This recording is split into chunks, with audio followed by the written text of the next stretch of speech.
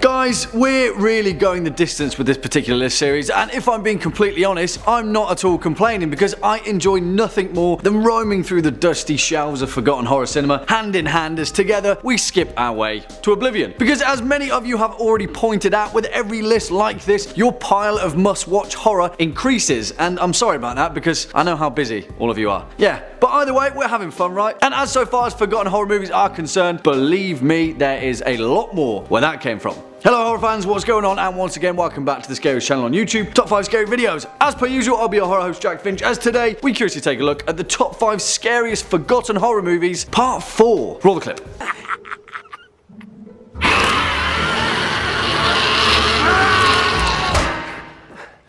I think it's gone. Why'd you have to hit me? It was all on you. For the curious amongst you, that clip was from 2008's I Sell the Dead, starring Ron Perlman alongside Dominic Monaghan, which is an absolutely awesome film filled to the wagon load with zombies, vampires, the undead, aliens, and some of the most interesting grave robbers to boot. Unfortunately though, it's much more of a horror comedy than a true spook fest, so consider it today's most honourable of honourable mentions. Yeah, there's quite a lot of them, but we're already on part 4, so if you think we've missed any, let us know down below.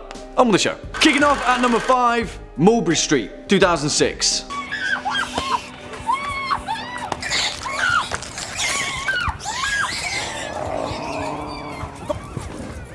And whilst this movie is freaking awesome, it's important to note that it is very much a low budget horror, and for a film made in 2006, at times it's very telling. However, that's not to say that 2006's Mulberry Street isn't the best damn zombie movie you've never heard of, and whilst I'll be reserved to classify this film as an actual zombie movie, that's kind of what it is. Although it does also kind of stand out in a league of its own, because Mulberry Street isn't exactly a film about people turning into the undead, flesh-hungry zombies that we know. It's about them turning into mutated, radioactive rats. Kind of. And who better to bring us such a niche tour de force of horror goodness other than Jim Mickle, of course, alongside his tried and tested writing partner Nick D'Amici, the duo responsible for bringing us the awesome 2010 film Stakeland. And once again, D'Amici takes the starring role, in this instance as Clutch, a grizzled retired boxer who lives in downtown Manhattan, nervously awaiting his daughter's return, a soldier who is recently back from a tour on duty from Iraq. But of course, this is a horror movie, and Clutch's best laid plans are waylaid not by mice or men, but by rats. Mutant, bloodthirsty, rabid rabies rats. You see, there's not really a lot to this film. The premise is simple. A blazing summer has ravaged Manhattan, and beneath the sewers, the hordes of rats are sweltering in a hodgepodge of mutagenic infection and disease, and thanks to some good old gentrification in the city and a corrupt, manipulative housing project that's exploiting the good, honest people of downtown New York, the rats obviously get their time to shine, turning people left, right, and center into mutant rat people hungry for flesh. I know it sounds insane, but Mulberry Street is non-stop, start to finish horror goodness. It's made with love, it's fun, and most of all, it's damn entertaining. Yeah, the lighting's a bit off, but who cares?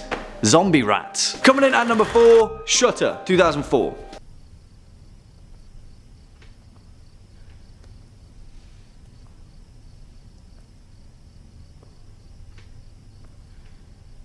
And no, not Shutter Island, although that film is awesome. And no, not the 2008 Shutter film either, which was kind of good, I guess. But it's definitely a subpar remake of the original, which is this film in question. Because I'm talking about 2004's Shutter, the incredible Thai film, and perhaps one of the most terrifying horror entries ever to come out of Thailand. I'm not going to beat about the bush. Shutter is damn scary, and it is very much the product of a time where paranormal cinema still swung its ghostly fists with unashamed horror-fueled clout.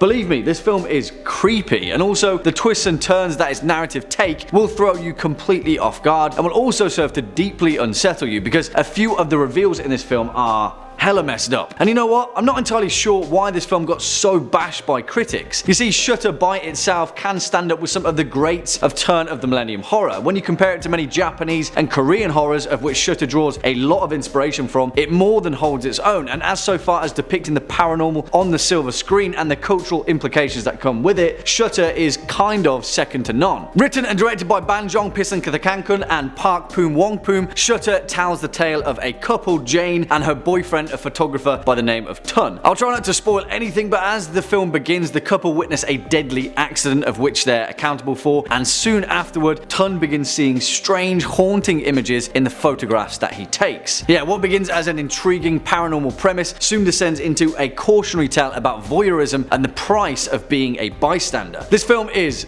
great, and it really doesn't get the credit it deserves. Give it a watch. Next up at number 3, Leaving DC 2012. There is supposedly nothing within miles of my house. So who else is out here?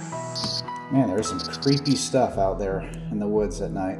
Is that an animal or a person? And in fact, this film kind of blew me away because it's fantastic, and it's one of those films that cast its lot as a piece of cinema intended to be seen by very few people, leaving itself to be sought out by fans of a very specific style of horror filmmaking. Leaving DC is a found footage horror, and yet it doesn't rely on the many tropes and pitfalls that have befuddled the genre over the past few decades. In fact, for all intents and purposes, this film is perhaps the realest found footage horror I've seen in quite a while, and everything from the oversaturated authentic feel to the reason behind why this guy is documenting a horror movie as it unfolds before his very eyes are covered. This film is self-aware and it fully embraces what it is, and because of that, it should be experienced by any horror fan. Put it this way, Leaving DC reminded me of the McPherson tape, which may give you a pretty stark idea as to what you'll be getting yourself in for. Written, directed, produced, and starring filmmaker Josh Criss, this film follows a particular resident of Washington DC, Mark Klein, a self-employed contractor who moves out to an isolated house out in rural West Virginia after getting tired of the city and the relentless hustle and bustle of modernity. Before he left the city though, Mark was a part of an obsessive compulsive disorder support group, and as part of his daily routine and healing process, Mark resigns himself to posting a daily video blog to update his support group with how he's dealing with his new life out in the wilderness. And obviously,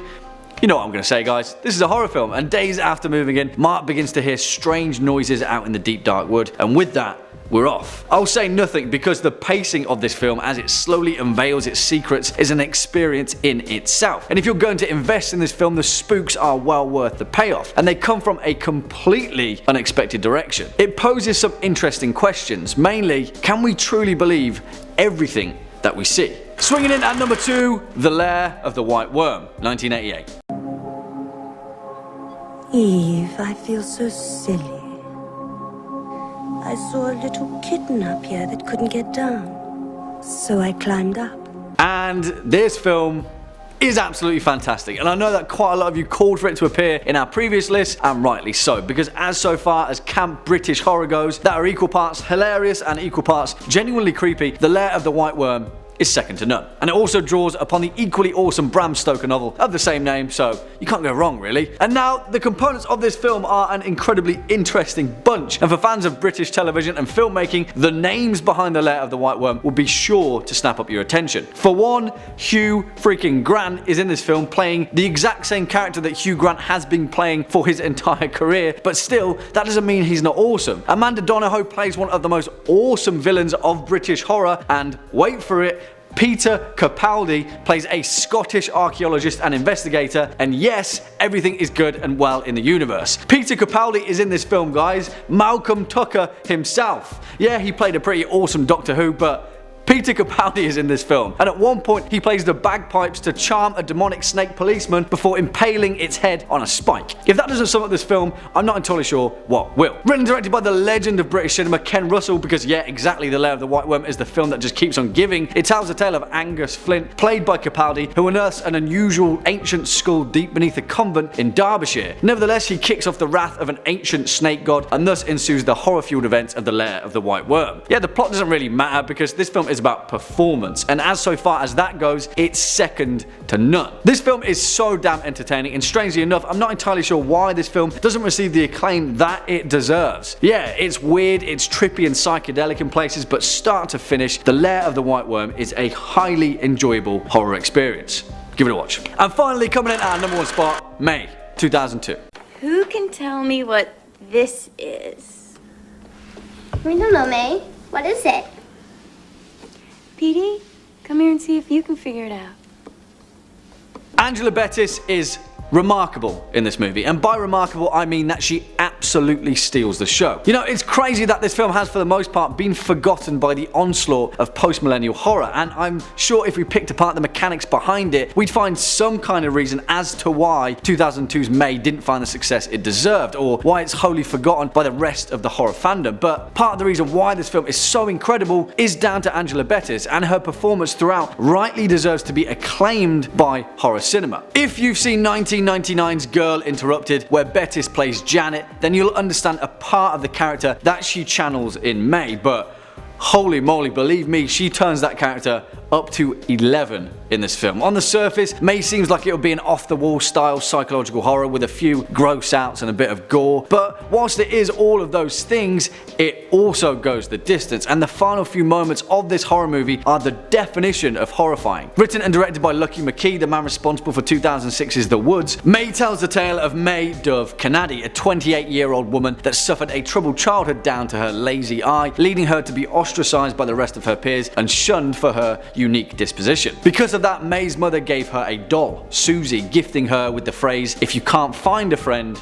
make one." And yeah, what begins as that small seed of childhood trauma develops into something else entirely in May's adult life. I won't say any more because although you'll probably see a lot of this film coming, the final moments of this film are more than earned. It is messed up. But this film is also strangely sweet and charming and captures a very specific time and place. I don't know, I feel like part of this movie in a way kind of defines a genre and a specific time. The fact that it doesn't receive that acclaim is baffling. Give this one a watch, you won't be disappointed. Well, there we have it, horror fans, our list for the top 5 scariest forgotten horror movies. Part 4. What did you guys think? Do you agree, disagree, have any more to add? Then why don't you let us know your thoughts down in the comment section below, as well as any choice picks of your own. If you've enjoyed this video, then why don't you take a look at our neatly compiled horror movies playlist so you can carry on with the horror binge.